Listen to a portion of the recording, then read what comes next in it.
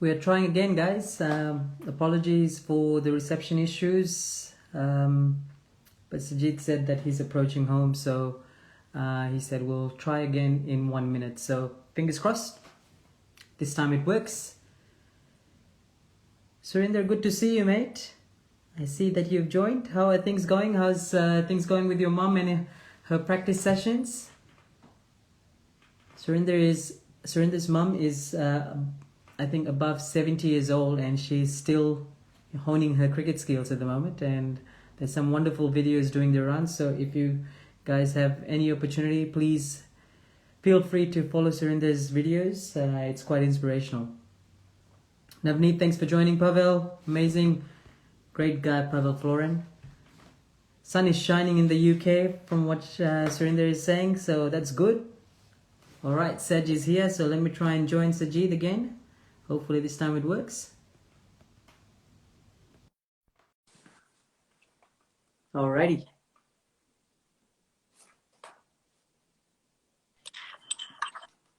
Yes. Right. Hopefully, fingers crossed, it will work Like, and stay it's like good for us. Robocop. I know. Well, yeah, that's the thing. At home, it's a very, very bad signal. So I went out and I thought it would be good, but obviously outside's even worse. Yeah, actually it just stopped. Your video just stopped, your audio just stopped. But Yeah. people have, which is good to see. Some comments for you, which I still remember from the last chat that I'll ask you at the end. Yes, I was saying that, how are you spending your time in isolation? I've been seeing that you've been doing some push-ups, a lot of biceps, popping out in the Yeah. video. Yeah. You know what? I have to catch up because when I'll lose a lot of weight if I don't go to the gym. So that's only one way I can keep weight on. I've got one of those bodies. I've got a very fast metabolism, so I have to train to keep weight on. A lot of people say that I'm lucky with that, but I'd rather put weight on if I don't gym. But yeah, so we had Ramadan that just finished a week ago, so I thought perfect timing for me just to do some sort of gym work in the garden. So we've got swings in the garden and trampolines. So rather than using that for what they're supposed to be used for, we're getting a little bit creative and doing some gym stuff with that. So it's going well. It's quite nice to have the sun shining as well, actually. Normally we never have the sunshine in the UK. In the UK. So it's actually, it's very, very good at the moment. So I'm making the most of that. Other than that, mate, just spending time with the family, like I said. Also, just doing a little bit of reading up on psychology. I quite like psychology, so doing a little bit of reading up on that. And then that's it, really. Just spending some nice time with the family, to be honest. Yeah, that's wonderful. One good part of this time is that you get a lot of time with your family. I was going to say as well that not many people will be complaining having a body where you can lose weight so easily and not put on. I know. You as well. Tell us about your childhood and how cricket came into your path. Was it always the sport of choice for you? Because in UK, there are so many sports there. So many different types of sport. Was cricket naturally the first thing that you picked? Yeah, I mean, I played a lot of sports when I was younger. So I played football, cricket, a little bit of tennis, that sort of stuff. But cricket was the one that I really went into purely because my dad played a lot of cricket. He played a lot in the leagues and what have you. And I used to go along with him. And it was quite nice. Obviously, the weather was nice. Saturdays and midweek he used to play, so it got me out of the house. So went out there, played a bit of cricket. Well, not played, that is, I was watching. And there was a few occasions when they were short of players. And I was only maybe 8, 9 years old at the time. And my dad was like, look, do you want to come and join in and field? And I was like, yeah, of course. So I joined in and fielded, and I really enjoyed the competition. You know what, to be honest, the main thing I enjoyed was playing with people who were a lot older than me. There was a lot more competition, and it felt like it was quite hard. And I guess I liked the challenge. And at that stage, I'd never played any other cricket apart from men's cricket. And I was at 8, 9 years old. Obviously, the love for that grew. And then my father put me into a cricket team and said, look, let's put you in a team and see how it goes. And that's basically how it started. It was actually very good. And as I got at the start, you play for fun because you enjoy doing that. And then as you grow older, the love for the game grows and grows. And then I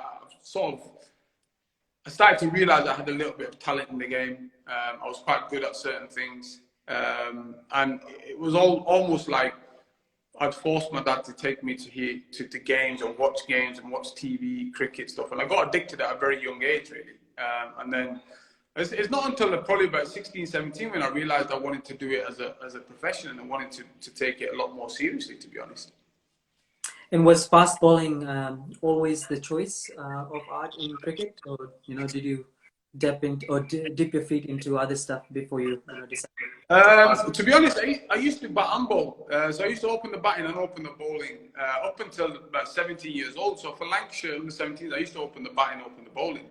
And then it's not until later on when the pace sort of picked up a little bit, when sometimes you get pigeonholed a bit. So if you're a fast bowler, they say you're a fast bowler, forget your batting, or vice versa. And because I had a little bit of pace at the start, I really bowled medium pace, really big in swingers. It wasn't up until 1920 when I really started to bowl quick.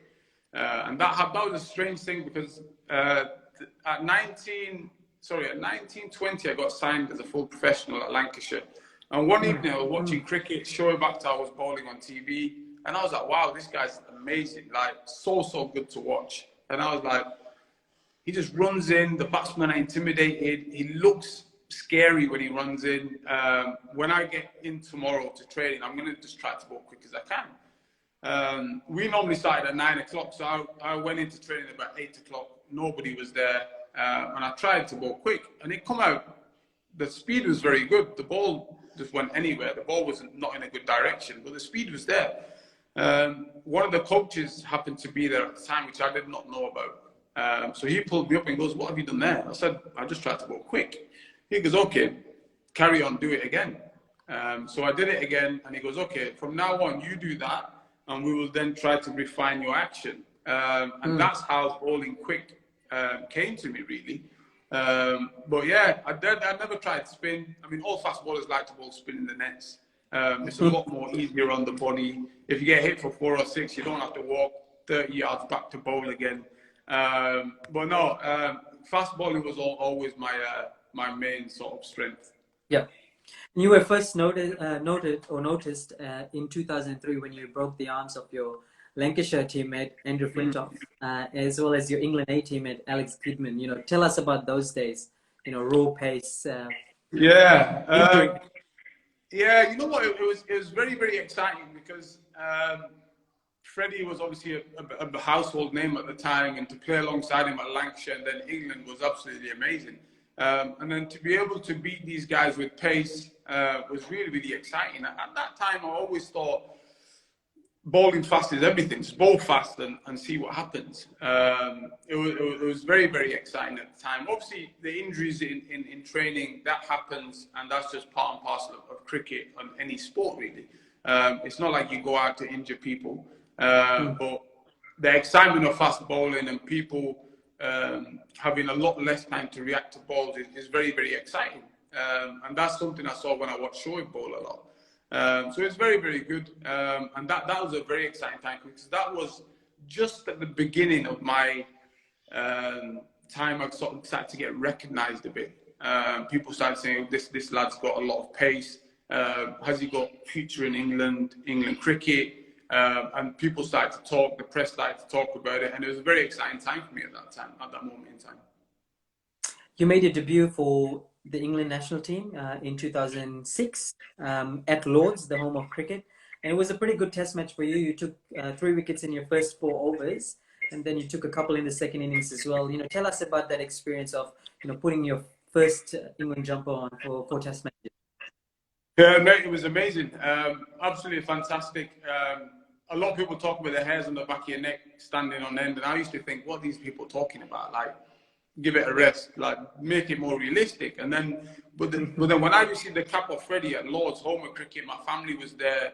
It actually happens, and I'm like, bloody hell, it actually happens. And it was such a surreal moment. Home of cricket, family was there, getting my test debut cap there. The sun was shining.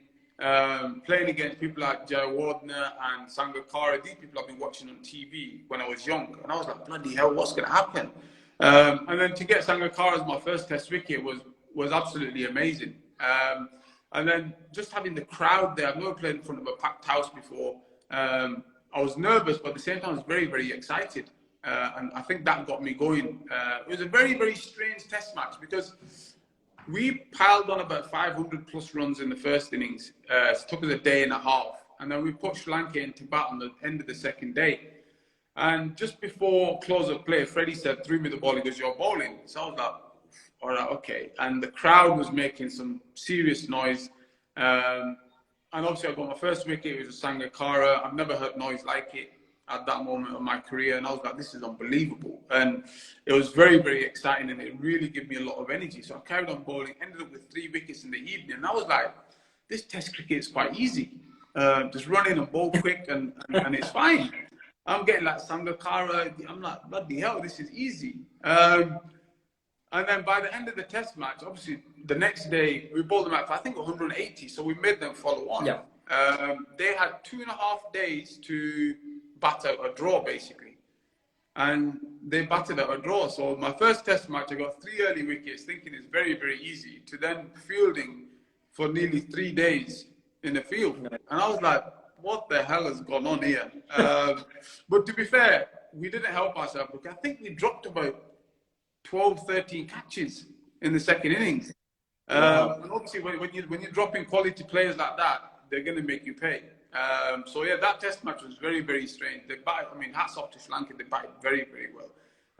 But we did not help ourselves, to be fair. And it was a great eye opener to Test cricket, international cricket, how the highs and lows happen in just one game. It was an absolute eye opener. So talking about international cricket, you were also part of a World Cup in 2007. Yeah. Was there much difference going into a tournament as big as a World Cup compared to any other international match or bilateral or tri-series type thing? You know what? There's a lot more hype around the World Cup. Obviously, all the countries are there. You've got some absolute superstars and legends of the game, all congregating to one area, one place. So the media hype's there. There's a real buzz about World Cup cricket or ICC tournaments because you get all the big players there. But mentally, obviously, you got to make sure you're in the right place to perform. And that's something I realized once sort of my international career finished, really. I look back at it, and the one thing I would change was how I approach games and tournaments mentally. And like I just touched on earlier, I just thought run in and bowl quick, and that will be it. But the mental side of the game is the side which differentiates the good players from the great players. From players who will play the odd Test match or the odd professional game to people who have established themselves for a long period of time. So yeah, after finishing my international career, I thought about what could I have changed in my game, and psychology and the mental side of the game is the thing that will definitely change for sure. You were studying psychology as well. You just said in our previous conversation, I think. Yeah. So all adds up. One of the more infamous moments that you were part of as well was the Test match where then Pakistani captain Inzamam Al-Haq withdrew his team from coming onto the field because of alleged ball tampering by Daryl Hare. It was called the Oval game, or the match was played in the Oval. What was that environment like? What was the vibe like? Yeah, it was a little bit strange. The Test match was going fine. Pakistan were making the ball reverse quite early. I think in the previous Test match they did the same. So we couldn't really have the same effect with the ball. And we was thinking, how are these guys doing it? And some of our analyst guys and people who were in the dressing room did have a look at where the ball was going, like you would do naturally, because you're thinking that they're tampering with the ball. So I think at one stage, one of the members of our team went to the umpire and said, "Can you just check the ball now and again? Because there's no way they should be reversing the ball this much after only a short amount of overs that have gone." So Darrell Hare kept checking the ball. Inzman wasn't best pleased about it, which you can imagine as a captain, and he's basically getting accused for cheating. So we were batting, and I know Darrell Hare, vaguely remember him speaking to Inzman. I think we come off for tea, I think it was. And just before that, they tried to change the ball because Hare said, look, it's not. Yeah. And we was like, oh, what's going to happen here? Because I don't think any of us actually been in that situation before. So it was quite interesting to see how it was all going to unfold and how Inzman would take that. Ultimately, he's the leader of the team, and whatever he says goes. And then we went in for tea. Inzman was arms up in the air, wasn't happy with Darrell Hare. And then we had rumours coming into the dressing room saying that Inzman's not going to take his team back out. So we was like, bloody hell, what's going on here? There was two sides. One was, look, just get on with it and play. The other side was, he's a leader of his team, and if he goes out and plays, he's accepting the fact that the umpires are saying that he's cheating and tampering with the ball. Inzman obviously a huge character in the game. He's obviously taken the latter and said, look, we're not cheating. I'm not having you guys saying we're cheating and come out and play with a different ball. Hats off to him, fair play. So he did not take his team out to obviously go out and take the field. And they called the game off. I think they forfeited the game to us. And it was a very, very strange atmosphere because the press were everywhere. Obviously, it's a huge thing in world cricket at the time because it never happened before, and I don't think it's happened since. But the silver lining of it was we got the win and we had the extra day off, which was beautiful for us. So we as a team weren't complaining whatsoever. Yeah. You haven't played, or you didn't get an opportunity to play as much international cricket as you probably would have liked. What was the reason behind that, do you feel? Like I said, we've touched on it a couple of times. I think at the start, I just thought bowling fast was the be-all and end-all. So bowl fast and you get out. But the main difference from county cricket and then international cricket are the players face 90-mile-an-hour bowling day in, day out. So they're used to playing that. Whereas county cricket, you don't really get that too much. So you can get away with bowling badly. Some of your bad balls you can get away with. Whereas international cricket, even your good balls are getting punished sometimes because the players are that good. The wickets are a lot better. So my consistency was up and down purely because I feel like my mental side of the game was not there. I basically went in and bowled the same time all the time, just trying to bowl quick. And that was it, really. Looking back, the thing I would change again is mental stuff. That's probably why I'm into the psychology side of stuff a lot more now, because I know how important it is. And for youngsters coming through the game, I try to pass that knowledge on. Okay, practice your cover drive, practice bowling line and length, fine. But to be able to perform at the highest level, you have to be mentally in a good place to then execute your skills. And if you're not, you won't play that long. It's as simple as that. So that's why every person I sort of be in touch with or coach at a younger age, I try to get the mindset thing in there, just so they start early and they get used to it. Whereas if you leave it very late, then obviously it's going to be too late. Then you start thinking, well, okay, I'm not bowling well. I'm in a bad place. What do I need to change? And the mental side is it's a skill. So you've got to practice it like you practice your cover drive or your short balls or bowling your slow balls. It's a skill. So you've got to work on your mental side of the game. And you've got to do that in practice. And the more you work it, the better you get. The better chance you give yourself to be able to perform and execute your skills under pressure. And the best players in the world, they perform under pressure because mentally they're in a good place. Yeah. You've played with some of the best players of that generation, especially for the England team. You had Kevin Pietersen, you had Alistair Cook, you've had Andrew Flintoff, you mentioned before. How was it like to share the dressing room with these great players as well as on the pitch? What was it that made them stand out so much more? They were huge characters of the game. They're huge characters in the dressing room. They knew what they wanted. They had goals. So I think to play international cricket or to play at a good standard and perform, you've got to set yourself goals. And then setting yourself goals is one thing, and then achieving your goals is a totally different thing. So you've got to have little steps to get there. Each one of these guys had that. KP more so than others. You could see KP was doing that. Cookie went away quietly and did his own business. Freddie was naturally gifted at what he did, batting, bowling, fielding. He was a big bloke, but naturally athletic. He was one of those guys that naturally hit the ball well, naturally bowled it quickly, naturally had a strong arm. So he was quite natural in that sense. On the field, massive, all mentally very good, all mentally strong. Pressure situations, each one of those guys performed. And that, again, we come back to the psychology of it.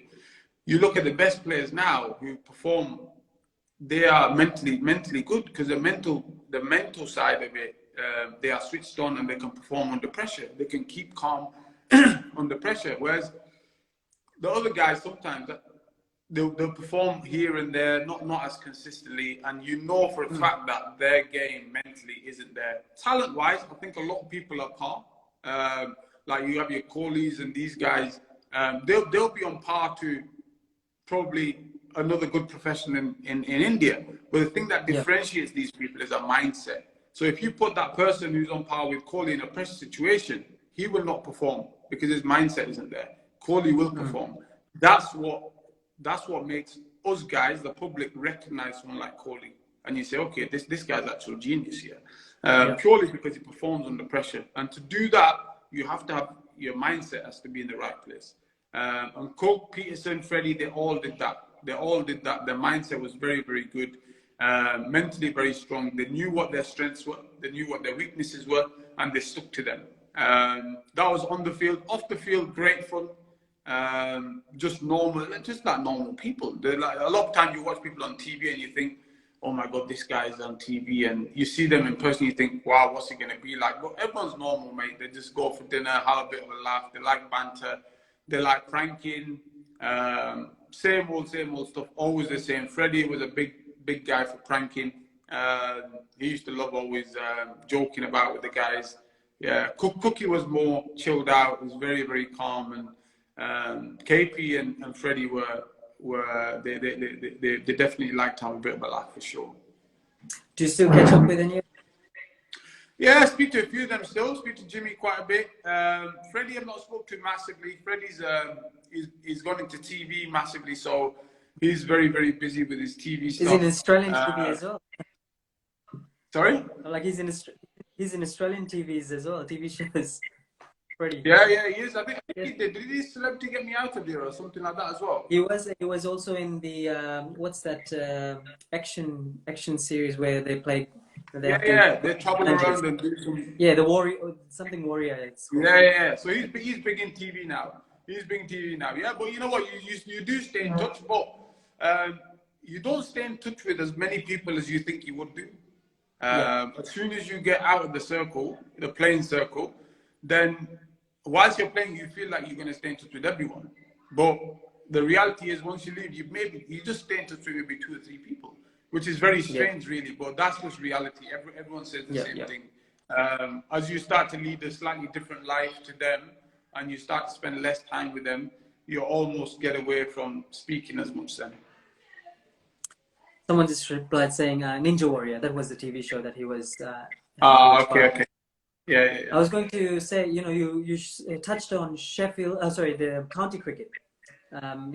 How has county cricket changed from the past to now? I mean, if it has changed, because here in Australia, the Sheffield Shield cricket at a period was probably losing its relevance, and I think it's because there wasn't much attention paid to Sheffield Shield, and it was one of the cornerstones of Australian cricket because it developed a lot of professional cricketers.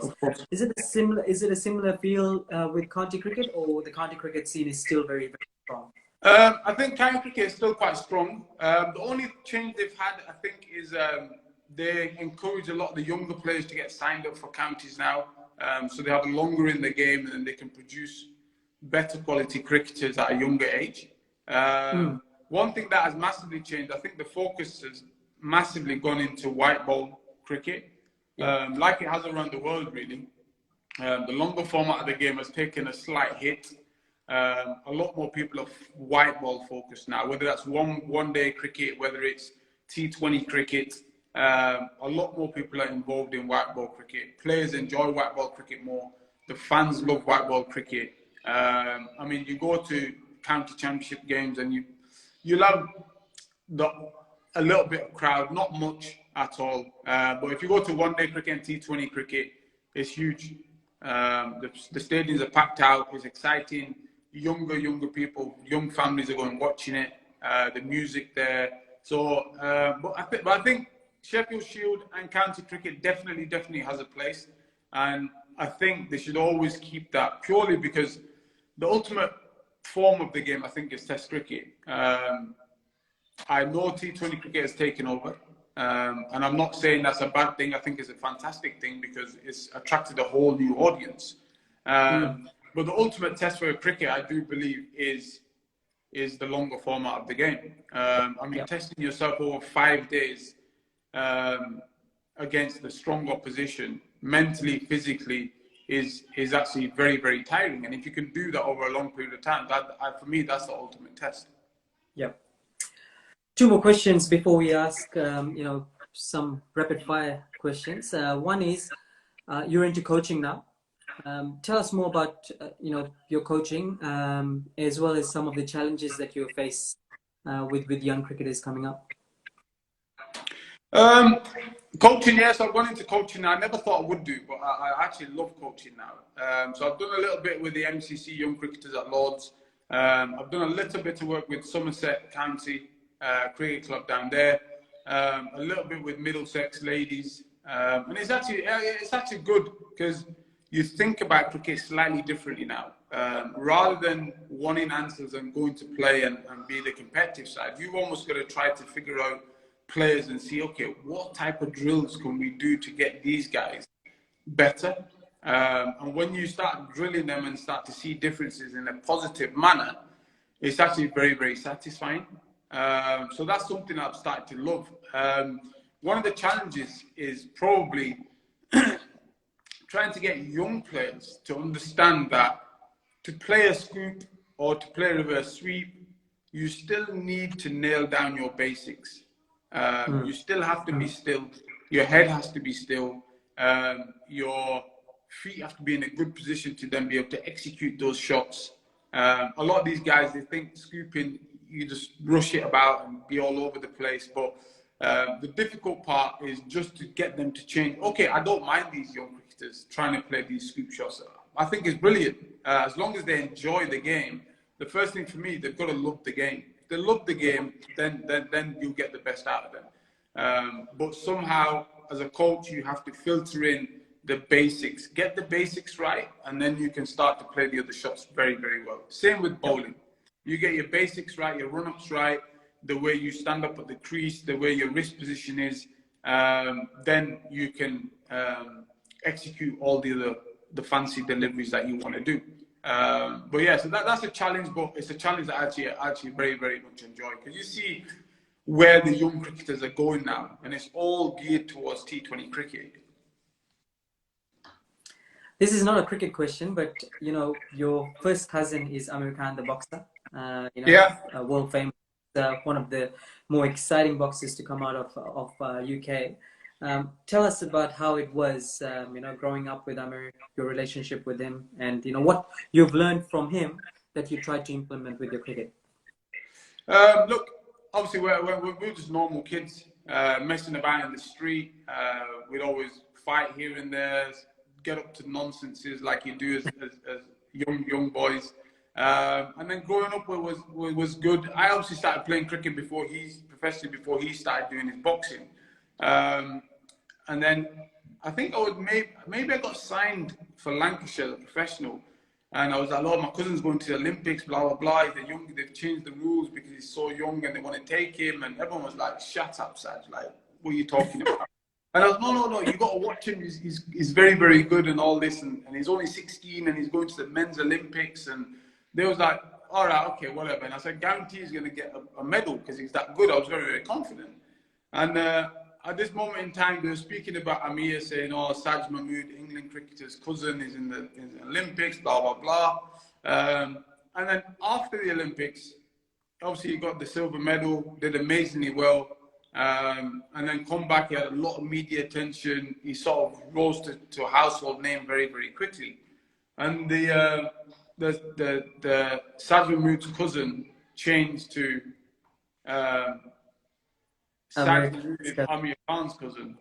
And I was like, bloody hell, that's changed quite quickly. But look, amazing person, very, very inspirational. Had dreams again, all these successful people, they always have dreams, they always set goals. His goal was purely just to become a world champion, and he did that twice over, I think, at a very young age, and he was very, very dedicated. Boxing is one of those sports you've got to be mentally strong, because anything can happen in the ring. You get injuries, you get physically getting hit. So mentally, you've got to be in a very good place to then be able to execute your plan. So that's one of the things, again, I learned, but that was probably later on again. But I never really saw Amir as someone I could learn from. I never really looked at, he was always my cousin. He was always my younger cousin. So we'd see him and we wouldn't even probably talk about boxing or cricket. We just talk about random things, maybe when we was younger, or I'd take the mick out of him about random stuff that he's got on maybe, and he'd do the same to me. And it was just that type of relationship. And to be fair, it still is that now. We very rarely speak about his boxing. We very rarely speak about cricket. It's just a normal relationship where two just normal people are just having a conversation. And I'd imagine it's exactly like someone else would do with their brother or with their cousin or whatever it may be. It's just normal conversation. So it's weird because sometimes you hear people and they always refer to him as, oh, do you know Amir Khan? I'm like, yeah, I know Amir, my cousin, yeah. Like, you know what I mean? They always have to say his surname, and I'm like, yeah, I know him, yeah. You know what I mean? So it's a bit strange, but you get used to it, I suppose. But the relationship we have is very, very good. We speak to each other still very often. He doesn't live too far anyway. It's about 2-minute drive away, so we still stay. So it's good. Yeah. It's good that you guys switch on and switch off at times that you have to. I've got a couple of rapid fire questions, if I can ask you that before I go to some of the audience questions. Who is the best batsman that you have bowled to in your international career? I would say there's three. There's Rahul Dravid, Inzamam ul Haq, and Matthew Hayden. Sachin Tendulkar was there. I bowled at him, but he was out of nick at the time. So he was an absolute dream come true to bowl to. I like it how you put it for the Indian fans out there. You have to. No, but it was true though, because you watch Sachin and legend of the game, and you're thinking, but he actually was in a dip of form at the time. But the toughest were the other three. Sachin, I'm sure, was good there. So Dravid, Inzamam, and Matthew Hayden. They were your three toughest ones. For sure. Currently, who is your favorite cricketer currently? Currently, I have to say Virat Kohli. Just the way he leads the team, his aggression, his passion for the game, consistently performed in tough situations. So I think that it definitely has to be Virat Kohli for sure. Excellent. Who was your most annoying teammate? My most annoying teammate, he's actually on the live here, Mr. Awais Shah. He was the most annoying person. Oh, see. To be fair, so Awais Shah was the most annoying, and to be fair, he's still the most annoying person I have in my phone book right now. Very talented as well, though. Awais Shah. Very talented. Who is the funniest teammate that you've had? Funniest teammate? See, Awais would probably think it's him, but it's not. I would say someone like Liam Plunkett was very, very funny. Very funny. Who else would there be? Ravi Bopara was quite funny. So I'd say Ravi and Liam Plunkett were up there. People that we don't see as, because when you're watching the game, you don't see them as funny because they look. Of course, yeah. But good to get insight from teammates. What's the best sledge you've ever received? Oh, best sledge I've received. It's a difficult one. I don't remember many. I remember one time, I remember playing the Ashes, and I always used to have the back of my shirt hanging out. So the back of my shirt always used to hang out. I'm not sure why, but it just always did. And I walked into the middle, and Gilchrist was keeping. I think Ricky Ponting was there. Shane Warne was there. And I knew Shane Warne was going to say something at some point. And I took guard, and Shane Warne just shouted out, come on, mate. You can't play cricket. At least dress like one. And I was like, all right, mate. You couldn't really say much to him at the time because they were. I think they were 4-0 in the series up, and they were going to win the fifth one as well. So I was like, I can't really say much at the moment, so I just let it be. So I reckon that was probably the best one I've had. Yeah. That's hilarious. What don't you miss about cricket? I don't miss the stiffness in the morning. As a bowler, when you wake up in the morning, you're literally like Robocop. You cannot move whatsoever, and I do not miss that one bit. Next question is, what is your favorite pastime hobby? At the moment, it is a bit of garden golf with a cricket bat and a tennis ball at the moment. But other than that, I do enjoy fitness. And well, since I've been in lockdown, I've noticed that reading is actually something that I quite like. And who is the best coach you have played under? Have to be Duncan Fletcher. Very good. Who's your favorite fast bowler growing up? Shoaib Akhtar. No questions, right? No question. No question. Excellent, Sajid. I'm just going to go through some of the audience questions, if that's okay with you. That's fine. Yeah. First question that I have here is, what's the fastest you have bowled? The fastest I've bowled, I think, is about 95.6 miles an hour. So in terms of kilometers per hour, it would be? I think it's 156. Wow, that's quick. Yeah.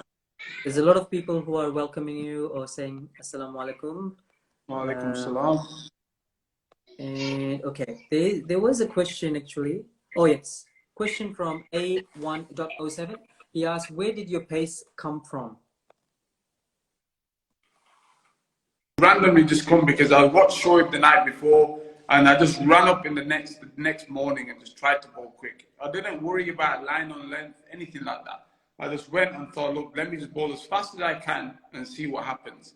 And I did that. And after that, that's when we started to figure out how we could become more consistent in line length. Some people, that doesn't happen. Some people, it's difficult to tell people how to bowl quick and get their mechanics right because you can't see the videos. But if anyone watching who wants to get that better, look at current fast bowlers and see what they do and see if you can implement what they do into your action. I love watching Jofra Archer bowl at the moment, and I'm a big one for alignment. Archer runs in nice and straight. All his energy goes towards the batsman, so he's not losing any energy side to side. So all his energy goes to the batsman. His arms are nice and straight. His follow throughs towards the batsman. So all his energy now is going towards the batsman, which allows him or gives him the best chance to bowl quick. So any of the younger guys, see who you like watching bowl, and see if you can implement little bits of their bowling techniques into yours. And I'm sure that will improve your bowling. And obviously, fitness is another thing. You've got to be stronger, especially in your glutes, your legs, and your core, because when you land, your legs are the ones that support you. And if they're not strong, you won't have a good, strong base to actually then snap and bowl quick from. So make sure your fitness is up as well.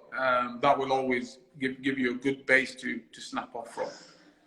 Excellent. So hope that answers your question, A1. Question from Suhas. How do you mentally train yourself and stay positive? So again, the psychology side of stuff, look, it's all practice. So practice these things. If you bowl a bad ball, okay, say to yourself, I'm human, I'm allowed to bowl a bad ball. Everyone bowls a bad ball, and then forget it. Put it to the past. And then maybe a strategy I used to use was just to focus on your processes. So focus on what you need to do to bowl the next ball well. So top of your mark, focus on maybe your run-up, maybe your arms, how you're going to land, where you want the ball to go. By just saying these things, all your negative thoughts now have gone out the window. You're just purely thinking about positive things now. The more you think positive, the more chance you're giving yourself to then execute that skill. Question from Aryan Tiwari. You've played with both players, Cook or Vaughan. Who's the better player? I'd say Cook is a fantastic player. As a player, I'd say Cook. As a captain, I would say Vaughan. Vaughan was very, very clever, and he could read situations before they happened. And I always used to think, how did he know that was going to happen? Unbelievable brain. So as a captain, I definitely Vaughan, and as a player, definitely Cook. Adam Muhammad is asking you to give him a shout out. Adam Mohammed. Yes, he's just saying, Adam can you give me a shout out, please, Sajid? Aryan Tiwari asking a question: World Cup or the Ashes? Tough question. Ashes is obviously every England cricketer's dream to play an Ashes series. But I think playing in the World Cup is amazing spectacle. You got all the best players around the world playing there. There's a huge buzz about it. So if I could play another series, it'd definitely be a World Cup. World Cup. A question not related to cricket. It's do you listen to Punjabi songs? I do, yes. I listen to a lot of Punjabi songs, especially from long drive. I'm going for long drives. I listen to them. I listen to a lot of Bollywood tunes on long drives. Nice. I think they're just very, very calming, really. Question, cricket again. Chris Gale or Rohit Sharma as openers? She is very, very difficult. If I had to pick a team now, Rohit Sharma all day long. Purely because he's younger, he's going to score a lot more. Gale's probably gone past his peak. But at the peak, it's very difficult to see past Gale, just the way he bats, the way he can just take apart bowling attacks. But at the same time, Rohit Sharma exactly the same. I just feel Gale's a little bit more destructive. Yeah. Question, this is more related to fast bowling mechanics. I've been trying to bowl with a braced front leg, and at the point of release, my front leg actually bends. So is this a technical problem, or are my legs not strong enough? I don't know. Like I said, I've not seen it, but it sounds like it could be something to do with strength. Do low intensity drills to start with. Get used to your body being dead straight when you bowl over it. Sometimes it could be a confidence thing, because sometimes when you watch people bowl with a braced leg, you think the leg's going to snap. It's just a visual thing. So you got to have confidence. And how to build the confidence is just walk through your action, get your leg nice and straight, and then bowl over it without it bending. Make sure you video yourself so you can see if it's staying straight. And then slowly, gradually build it up and do it quicker and quicker. The worst thing you can do is trying to bowl it with a braced front leg off a full run up, because then you're going to carry on doing it. So start it off very, very slowly. Walking pace, record yourself, and then gradually increase the intensity. This is another question with Indian cricket. What do you think of MS Dhoni? MS Dhoni is an absolute legend. Simple as that. Legend of the game, legend in India, amazing player, captain. They call him Mr. Cool, don't they? Because he just doesn't change his expression, no matter how much pressure the situation has. He makes good decisions. I think he's done wonders for cricket, let alone India cricket, but for world cricket. I think he's an absolute genius of a player. Of the Pakistani team that you've played against, who was your favorite in that team? So there was 3 guys. Inzamam, he was a favorite. I used to like him. Mohammed Yusuf, because obviously massive, huge record in batting, and Yunus Khan. I've got to say, I've said Shoaib a couple of times from a bowling, but batting perspective, those three guys, I used to look at batting and used to think, how can you get these guys out? How can you get them out? Inzamam was the only person I didn't get out. That's probably why he made it into my toughest to bowl. But absolute legends of the game, aren't they? All three of them. Another Pakistani team question: Sarfaraz or Babar? Who is a good captain? Well, we haven't seen Babar captain. We haven't seen Babar captain. I think Sarfaraz was a good captain. He's got a good record, especially in T20 cricket. Obviously, he's very animated, but some continent cricketers, they're all animated. Babar Azam is an amazing player. I think his test comes now with the added pressure of captaincy. I'm pretty sure he will do well. But like I said, the test for him is now he has to perform with the pressure of captaincy. So can he handle making crucial decisions that are not about his personal game, but are about the team, and also then perform individually? So it's a good testing time for Babar. Question from Shoaib Niazi: Peaky Blinders or True Detective? Well, I've not seen True Detective, so I'm gonna have to say Peaky Blinders because I've seen that. So Peaky Blinders for sure. Question from Raza Khan: difference between Kohli and Babar? I think this is a common question that gets asked a lot nowadays. Yeah, you know what? I think if you look at their records today on what Babar has done, because obviously Babar's not played as much as Kohli. They're very, very, very similar. The only difference is Kohli's actually proved he can perform under pressure. He can perform as a captain, and I think being the Indian captain is the most the high pressure job in international cricket. Full stop. You can have every country you want there. I think Kohli has the most pressure as a player, with the Indian public wanting him to perform. Is the biggest pressure job in cricket, I think. And he's performed very, very well over a number of years.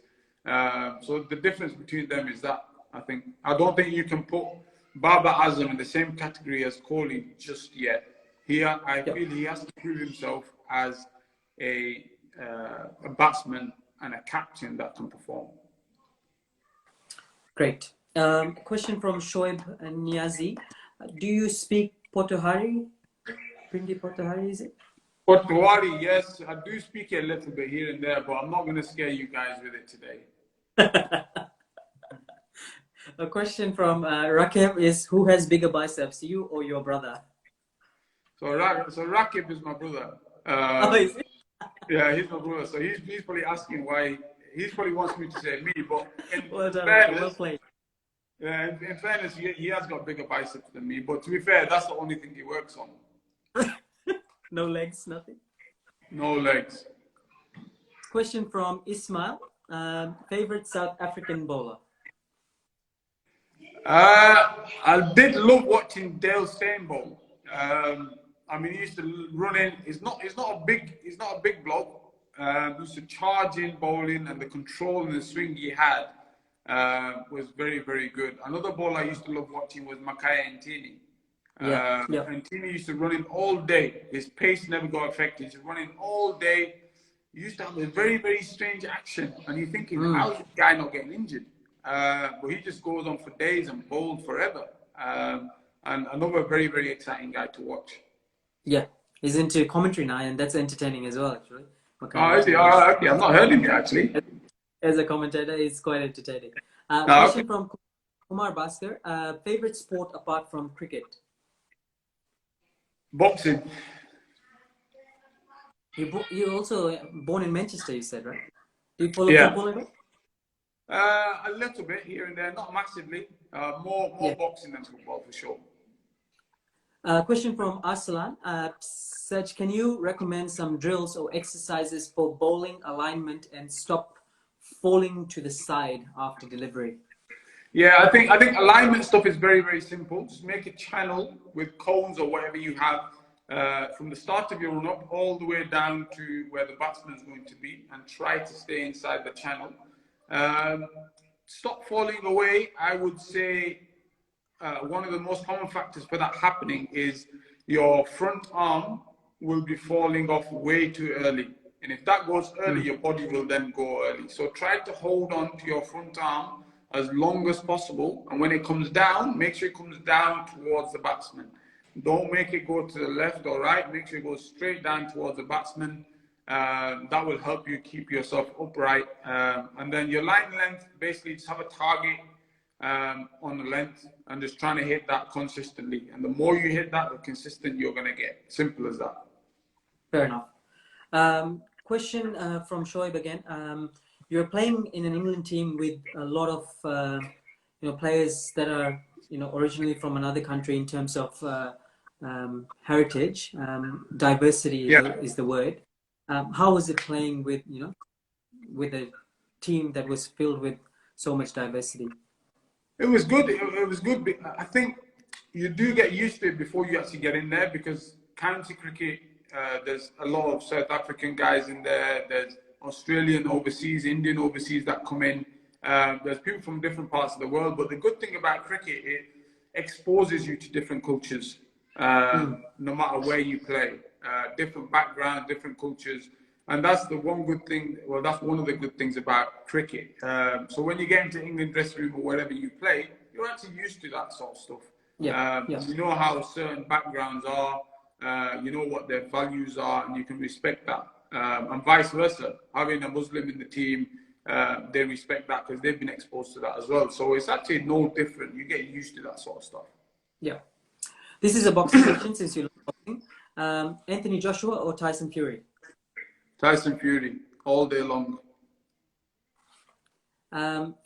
Question from Omar Hamid, another Pakistan team related. Why do you think Pakistan have declined compared to the 1980s and 90s? And do you think they can return to the top again? Yeah, of course they can. I think any team can return to the top. I think it's just about getting players who are patient, to be a little bit more selfish in the game. That will then help the team. Your ultimate goal is always the team goal. Sometimes you get through, you may have players who are a bit too selfish, which then affect the outcome of where you want to get to. Look, Pakistan is a country that produces some amazing, very, very exciting cricketers. Unlike any other country, they will go through a rebuilding phase. Pakistan has had a lot of changes over the past, and unfortunately, they haven't had an established team that can perform over all three formats of the game consistently. Last couple of years, 2 years ago, I think they did very well in the T20 stuff when Sarfraz was captain and they were playing in Dubai. Well, number one as well. Yeah, so I think it's a matter of time before they become top flight again. Like anyone else, look, they've got to get a group core of players who consistently perform, and that's what they need. But again, Pakistan are probably one of my favorite teams to watch because they play exciting cricket. You just don't know what you're going to get with them. And I love watching them. And in the 80s and 90s, there were some amazing players, greats of the game, all those Imran Khan. So it's hard always to follow in the same footsteps. Definitely, yeah. I mean, you look at things like West Indies. West Indies the same. Exactly. Yeah, exactly. Ambrose and all these guys, Viv and Lara, and where West Indies in a similar sort of boat as Pakistan. It's a very, very big boots to fill. Yeah.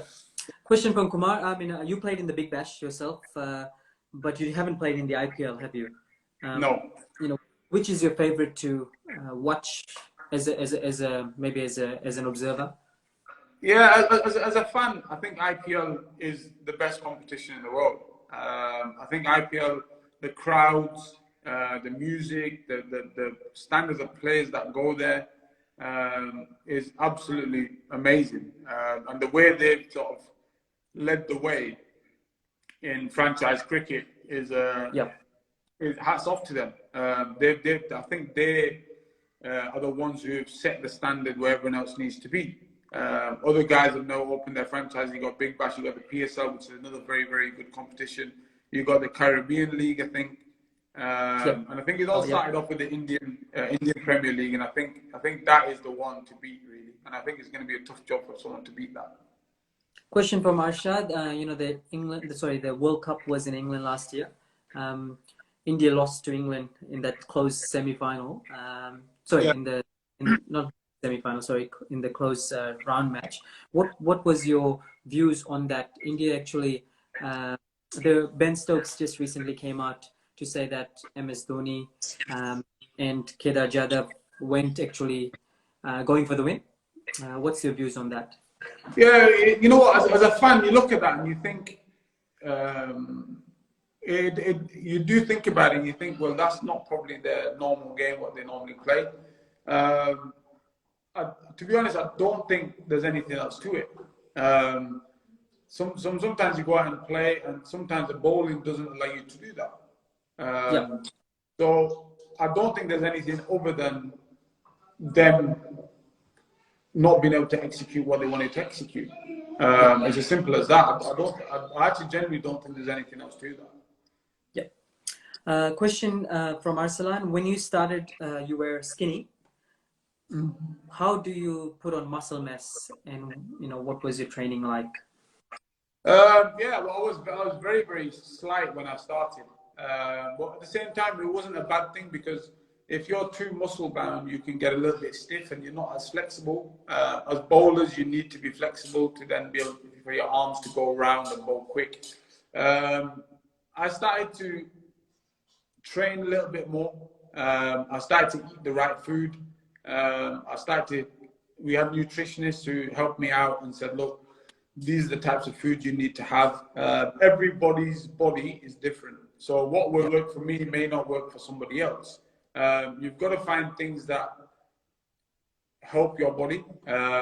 Training is a big thing. You have to train, or else you will not put weight on. Will not put the right sort of weight on, that is for sure. But your diet is crucial. But like I said, if things work for me, it doesn't necessarily mean it works for you. I did start to have some protein shakes just to help me put weight on as well. I think protein shakes are good for you, but have them in small doses. Don't rely on protein shakes, because they are ultimately their substitute for food. Food is the best thing you can put into your body. So use a little bit of protein shake, but not too much. But try to find out what helps your body, and try to record what's working and what isn't. This is a very good question from Razak Khan. He's asking, which tournament should take place, the IPL or the T20 World Cup this year, if the COVID restrictions are released? I think if anything should take place, I think it should be the World Cup if it allows. Look, IPL is amazing to watch. I'm not saying it's not, but if we are at a stage where they are going to allow some sort of a competition to take place, I think it should be the World Cup, because it's that's a global event. If it's IPL, a lot of people watch it, yes, but again, it's not a global event. It's India-focused event. They should say, or they should give the go-ahead for the T20 World Cup for sure. Excellent, Sajid. Thank you so much, man. We have 1.5 minutes left, so I'd probably say this probably brings us to the end of our chat. Thank you so much for joining me on a Sunday afternoon. I appreciate it, and thank you all those people who have sent their questions through. Wish you all the best, mate. Once this COVID situation eases up, hopefully you can go back into your normal day-to-day routine, and stay safe. God bless. For sure. Thank you very much for your time. Stay safe, mate. Cheers, we'll speak soon. Shout out to Junaid as well for organizing this. Cheers, man. Bye-bye. Thank you. Bye. All right, yes. Cheers. All right, bye-bye.